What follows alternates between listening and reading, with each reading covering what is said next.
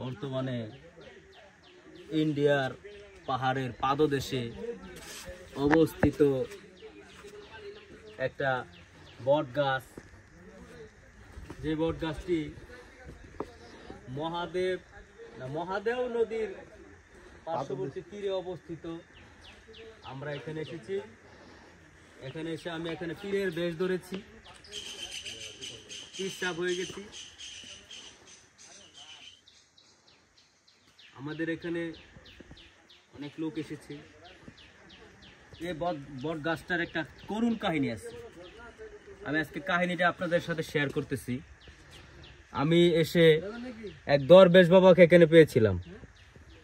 দরবেশ বাবা এখানে এসে বলল এই বট গাছের একটা করুণ কাহিনী বলে গিয়ে তারপর উনি চলে গেল, ওনার দা নিয়ে চলে গেল।